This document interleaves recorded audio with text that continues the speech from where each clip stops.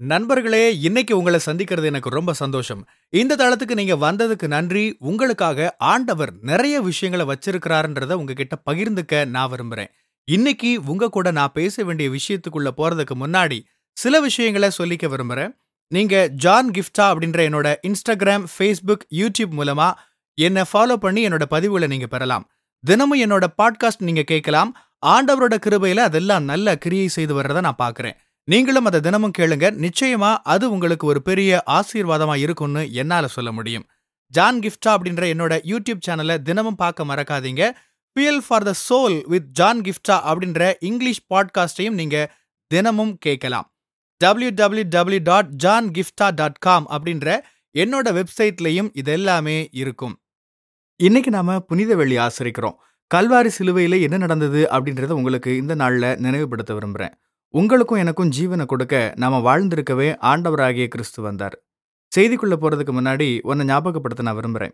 உயிர்த்தெழுந்த ஞாயிறு அன்று 2 டிவி நிகழ்ச்சிகளை நான் பங்கேற்கிறேன். குட் நியூஸ் டிவியில 7:30 மணிக்கும், நியூ ஹோப் டிவியில 8 மணிக்கும் பேசுறேன். என்னுடைய யூடியூப் சேனல்லையும் நீங்க இந்த செய்திகளை பார்க்கலாம். நம்மோட பாவங்களுக்காக கல்வாரி சிலுவையில இயேசு விலைக்கிரயம் செலுத்தின அந்த நாளை இன்னைக்கு நாம நினைவு கூர்றோம். யூதர்கள் மட்டுமே இயேசுவை சிலுவையில் அறையல, நம்முடைய பாவங்களும் சேர்ந்து தான் அவரை சிலுவையில் அறைஞ்சது அப்படின்றத நம்ம புரிஞ்சிருக்கிறோம். இன்னைக்கு சில முக்கியமான விஷயங்களை உங்களுக்கு கற்றுக் கொடுக்க நான் விரும்புறேன். இயேசு நம்முடைய பாவங்களுக்காக சிலுவையில் விலைக்கிரயம் செலுத்தினார். முடிந்தது அப்படின்னு அவர் சொன்னார். எல்லாம் முடிந்ததுன்னு இயேசு சொன்னார். புதிய ஏற்பாடு பெரும்பாலும் கிரேக்க மொழியில எழுதப்பட்டது. பாவம் அப்படின்னு நம்ம எடுத்துக்கப்ப, நாம பாவிகள், நாம் பாவம் செய்றோம், நாம பாவத்தில் தொடர்ந்து நீடிக்க கூடாது, பாவம் உங்களை மேற்கொள்ள விடாதேங்கள் போன்ற வேத வசனங்களை அடிக்கடி நாம மேற்கோள் காட்டுறோம். ஆனா பாவம் என்ற வார்த்தையை கிரேக்க மொழியில நாம கவனிக்கும் போது அதற்கு 2 வார்த்தைகள் பயன்படுத்தப்படுது. பாவம் என்றதுமே நீங்களும் நானும் பாவம் செய்யக்கூடாது அப்படின்னு நாம யோசிக்கிறோம். கிரேக்க மொழியில சின், பாவம் என்று நாம் பயன்படுத்துவதற்கு ஈடான ஒரு வார்த்தை வினை சொல்லா இருக்குது. ஹெமத்தானோ, ஹெமத்தானோ என்பது அது. அதாவது நான் பாவம் செய்றேன், நம்ம பாடுறோம், ஓடுறோம், செய்றோம் என்பதை போன்ற ஒரு செயலை குறிக்குது. இன்னொரு சொல் இருக்குது, அது பெயர் சொல்லா இருக்குது. அமத்தியா, அமத்தியா. ரோமர் மாதிரியான வேதாகமத்தின் புத்தகங்கள்ல பெரும்பாலும் இருக்கிற இந்த வார்த்தைகளை நாம கவனிச்சு பார்த்தா தெரியும், வேதம் பாவம் என்ற வினை சொல்லை இங்க பயன்படுத்தாம பாவம் என்ற பெயர் சொல்லை தான் அதிகமா பயன்படுத்தி இருக்குது. அமத்தியா என்பதுதான் அதிகம் பயன்படுத்தப்பட்டு இருக்கிறது. பாவம் உங்களை மேற்கொள்ளாது அப்படின்ற இடத்துல பாவம் என்ற வினை சொல்ல பத்தி பேசல, அமத்சியா பாவம் என்ற பெயர் சொல் பத்தி பேசப்பட்டிருக்குது. பாவத்தில் நிலைநிற்க வேண்டாம் என்று வேதம் சொல்லும் இடத்துல இதே பெயர் சொல்லாகத்தான் பாவம் பயன்படுத்தப்பட்டிருக்கு. பாவத்தில் நிலைத்திருங்கள் அப்படின்னு நான் சொல்ல வரல, அடிப்படையை நீங்க புரிஞ்சுக்க வேணும்னு நான் விரும்புறேன். இயேசு சிலுவையில தொங்கினப்ப முடிந்தது என்ற வார்த்தையை சொன்னார். அதுக்கு பொருள் இனி பாவம் உங்களை மேற்கொள்ளாது என்பதல்ல, அவர் எல்லாவற்றையும் செய்து முடித்து விட்டார், பாவத்துக்கு இனி அதிகாரம் உங்கள் மேல் இல்லை என்பதல்ல. அவர் அப்படி சொல்லும்போது அமத்தியா, பாவம் உங்கள் மேல் அதிகாரம் கொள்வதில்லை என்கிறார். பாவம் என்ற பெயர் சொல்ல குறிக்கிறார். இது பாவம் என்ற வினை சொல்லையும் உள்ளடக்கிய பாவத்தின் எல்லா குணநலன்களையும் குறிக்குது. பாவம் என்ற பெயர் சொல்லானது பாவம் என்ற வினை சொல்லையும் உள்ளடக்கிய பாவத்தின் எல்லா குணநலன்களையும் குறிக்கிற ஒரு வார்த்தை. இது வியாதிய, குறைய, சாபத்தை, கண்டனை இது எல்லாத்தையும் உள்ளடக்கியது. முடிந்தது அப்படின்னு இயேசு சொன்னப்ப அவர் உங்களுடைய பாவத்தை மட்டும் சுமந்துட்டாருன்னு அர்த்தம் இல்ல. நாம் அப்படித்தான் நினைப்போம். என் தவறான சிந்தனைகள், என் தவறான செயல்கள் இதற்கெல்லாம் முடிவு கட்டிட்டார் அப்படின்னு நம்ம நினைப்போம். அதை மட்டும் அவர் சிலுவையில முடிக்கல. முடிந்தது என்று அவர் சொல்லும்போது பாவம் என்ற பெயர் சொல்லுக்கு தொடர்பான எல்லாமுமே சிலுவையில் ஒரே தரமாக முடிவு கட்டப்பட்டு விட்டது என்று சொல்லுகிறார். உங்களுக்கு புரியும்னு நினைக்கிறேன். பாவம் உங்களை மேற்கொள்ளாது அப்படின்றப்ப தவறான சிந்தனைகள், செய்கைகள், மனப்பான்மைகள், தவறான இருதயம், சிந்தை இவை எல்லாவற்றுக்கும் உங்கள் மேல் அதிகாரம் இல்லை என்பது உண்மைதான். அதுல எந்த சந்தேகமும் இல்லை. அக்கிரமங்கள் உங்களை மேற்கொள்ளாது அப்படின்றதுல சந்தேகம் இல்லை. அதே சமயம் வியாதி உங்களை மேற்கொள்ளாது, குறை உங்கள் மேல் அதிகாரம் செலுத்தாது, கண்டனை உங்கள் மேல் அதிகாரம் செலுத்தாது, சாபத்துக்கு உங்க மேல் அதிகாரம் இல்லை. ஏன்னா அவை எல்லாவற்றுக்கும் ஒரே நேரமாக இயேசு சிலுவையில் முற்றுப்புள்ளி வைத்து விட்டார். அப்படியானா எனக்கு வியாதியே வரக்கூடாதல்லவா என்று நீங்க நினைக்கலாம். விழுந்து போன தன்மையின் காரணமா இந்த உலகத்துல நாம விசுவாசத்தை கொண்டு கிருபையினால ரட்சிக்கப்பட்டாலும் நாம் பாவம் செய்யறதுக்கான மனப்பாங்கு கொண்டிருக்கிறோம் இல்லையா? நாம பரிபூர்ணமாகல. படிப்படியா பரிசுத்த ஆவியானவர் நம்ம பூரணத்துக்கு நேரா நடத்துறாரு. 90 வயதிலும் கூட பாவத்துக்கான போராட்டம் உண்டு. 90 வயதிலையும் தவறான சிந்தனை வரக்கூடும். ஆண்டவருடைய தரம், ஸ்டாண்டர்ட் என்பது மிக உன்னதமானது. உங்களுடைய கண்களும் சிந்தையும் இச்சை கொண்டுட்டா விபச்சாரம் செய்தாகி விட்டது. ஒருவரை நீங்க வெறுத்துட்டா கொலை செய்தாகி விட்டது அப்படின்றாரு. அப்படியானா நம்மள எத்தனை பேர் விபச்சாரம் செஞ்சிருப்போம், எத்தனை பேர் கொலை செஞ்சிருப்போம். சிலரை வெறுத்திருப்போம், சிலர் மீது பொறாம கொண்டிருப்போம். அதுவே போதுமே. யாக்கோபு நிருபத்துல வேதம் சொல்லுது, நியாயப்பிரமாணத்துல ஒன்றில் தவறினால் எல்லாவற்றிலும் தவறிவிட்டோம் என்று.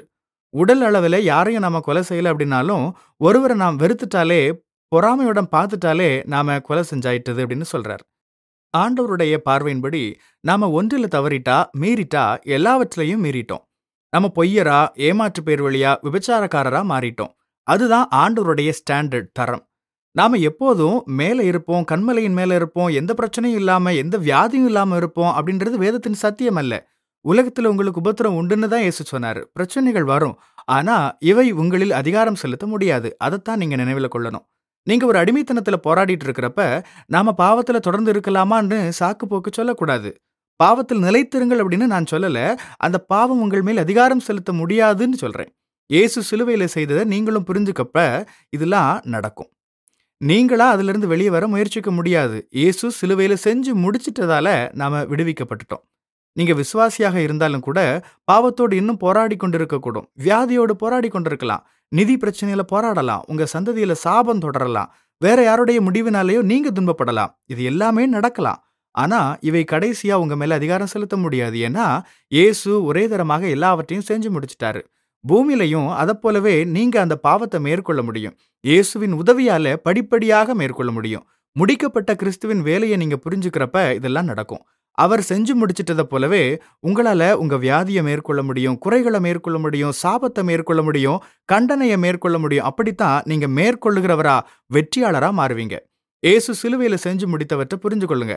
நீங்க போராடி கொண்டிருக்கிற எதற்கும் உங்கள் மேல அதிகாரம் இல்லை. உங்களை அவை மேற்கொள்ளாது. ஏன்னா அவர் அவை அனைத்தையும் ஒரே தரமாக செய்து முடித்து விட்டார். அந்த வெற்றி உங்களுக்குமானது. இயேசுவின் நாமத்தில் அதை பெற்றுக்கொள்ளுங்கள். சிலுவையில் 2 கள்ளங்க இருந்தாங்க இல்லையா? ஒருவன் நல்ல கள்ளன், ஒருவன் கெட்ட கள்ளன் அப்படின்னு நம்ம எப்போதுமே நினைப்போம். ஆனா அவங்க 2 பேருமே கள்ளங்க தான். திருடிட்டாலே அவன் ஆண்டவருடைய நியாயப்பிரமாணத்தை மீறிட்டான்னு வேதம் சொல்லுது. அப்படி மீறினவன் எப்படி நல்லவனா இருக்க முடியும்? ஏன்னா அவன் மனம் திரும்பிட்டான். நம்ம எல்லாருமே பாவிகள் தான். நம்ம எல்லாருமே தேவ மகிமையை இழந்துட்டோம். எல்லாருமே நியாயப்பிரமாணத்தை மீறிட்டோம். நம்ம நல்லவங்க இல்ல. ஆண்டவர் மட்டும்தான் நல்லவர். நீங்க நல்லவரா கெட்டவரான்றது கேள்வி இல்லை. ஏன்னா நாம எல்லாருமே நியாயப்பிரமாணத்தை மீறி இருக்கிறோம். அவன் நல்ல கள்ளனா கெட்ட கள்ளனா அப்படின்றது கேள்வி இல்லை. கள்ளன் கள்ளன்தான். கடைசியில வாழ்வை ஆண்டவருக்கு கொடுத்தவன் நல்லவனாகிட்டான். தன்னை அவருக்கு அர்ப்பணிச்சிட்டான். இன்னைக்கு நம்ம புனித வெள்ளி ஆசரிக்கிறோம். 2 நாள்ல உயிர்த்தெழுதலின் ஞாயிறை கொண்டாட போறோம். நீங்க ஆலயத்துக்கு போயிருக்கலாம், வேதம் தொடர்ந்து வாசிக்கலாம். அதை ஒரு சடங்காச்சாரமா நீங்க செய்யலாம். ஆண்டவருக்கான வைராகியம் உங்களுக்கு இருந்திருக்கலாம் முன்னாடி. ஆனா இப்ப அதை நீங்க இழந்துட்டீங்க அப்படின்னா, அந்த அர்ப்பணிப்பை நீங்க செய்யறதுக்கான நல்ல ஒரு நாள் இது. சொல்லுங்க, இயேசுவே அந்த கள்ளனை போல உங்ககிட்ட நான் வர்றேன். உங்களோட மகிமையை நான் இழந்துட்டேன். நான் பாவம் செஞ்சுட்டேன். நான் சிந்திக்க கூடாததை சிந்திச்சிருக்கேன். பேசக்கூடாததை பேசியிருக்கேன். செய்யக்கூடாததை செஞ்சிருக்கேன். ஆனா நான் உங்ககிட்ட திரும்பி வர்றேன். நீங்க கல்வாரி சிலுவையில எனக்காக செஞ்சதுக்காக நன்றி. சிலுவையில என்னோட பாவங்களை சுமந்து என்னை பரிசுத்தப்படுத்தினதுக்காக நன்றி. என் வாழ்க்கையில வாங்க இயேசுவே. என்ன புது சிருஷ்டியாக்குங்க. நீர் விரும்புற வாழ்க்கை வாழ எனக்கு உதவுங்க. உங்க இருதயத்துல இருந்து இத சொல்றப்ப, வாழ்க்கையை இயேசுவுக்கு அர்ப்பணிக்கிறப்ப வாழ்க்கை சிறப்பா மாறும். அப்படி ஒரு அர்ப்பணிப்பை நீங்க செஞ்சா என்ன நீங்க தொடர்பு கொள்ளலாம். நீங்க வளர்றதுக்கு நான் உங்களுக்கு உதவ முடியும். அல்லது வேதாகம அடிப்படையிலான சபைக்கு நீங்க தொடர்ந்து போங்க. தினமும் வேதம் வாசிங்க. ஆண்டவரோட தொடர்ந்து நேரம் செலவழிங்க. பரிசுத்த ஆவியானவர் உங்களை வழிநடத்த அர்ப்பணிங்க. உங்க வாழ்க்கை நிச்சயமா மாறும். ஆமேன். திரும்பவும் நினைவுபடுத்துறேன். உயிர்த்தெழுந்த ஞாயிறன்று குட் நியூஸ் டிவியில 7:30 மணிக்கும், நியூ ஹோப் டிவியில 8 மணிக்கும் பேசுறேன். என்னோட யூடியூப் சேனல்லையும் நீங்க இந்த செய்திகளை காணலாம். God bless you. பிரியமானவங்களே, இந்த செய்தி மூலமா நீங்க உற்சாகம் அடைஞ்சிருப்பீங்க, ஆசீர்வதிக்கப்பட்டிருப்பீங்கன்னு விசுவாசிக்கிறேன். திரும்பவும் ஞாபகப்படுத்துறேன். நீங்க ஜான் கிஃப்டா அப்படின்ற என்னோட இன்ஸ்டாகிராம், ஃபேஸ்புக், யூடியூப் மூலமா என்ன ஃபாலோ பண்ணி என்னோட பதிவுகளை பெறலாம். ஜான் கிஃப்டா அப்படின்ற என்னோட யூடியூப் சேனலை தினமும் பார்க்க மறக்காதீங்க. Fuel for the soul with John Gifta அப்படின்ற இங்கிலீஷ் பாட்காஸ்டையும் நீங்க தினமும் கேட்கலாம். பாட்காஸ்ட் எபிசோடுக்கு நீங்க உங்களோட ரேட்டிங், ரிவ்யூ கொடுத்து ஷேர் பண்ண மறக்காதீங்க. www.johngifta.com அப்படின்ற என்னோட வெப்சைட்லையும் இது எல்லாமே இருக்கும். இந்த ஊழியத்தால நீங்க ஆசீர்வதிக்கப்பட்டிருந்து மற்றவங்களுக்கும் இதே ஆசீர்வாதம் சேரணும்னு விரும்பினா, நீங்களும் எங்க கூட சேர்ந்து ஆண்டவரோட ராஜ்யத்தை கட்டுற இந்த பணியை உங்களோட நிதி ஆதரவு மூலமாவும் தாங்கலாம். கூகுள் பே அல்லது நெட் பேங்கிங் அல்லது பேபால் மூலமா நீங்க ஆதரவு தரலாம். எல்லா விவரங்களையும் டிஸ்கிரிப்ஷன்ல நீங்க பார்க்கலாம். ஆண்டவர் உங்களை ஆசீர்வதிப்பாராக.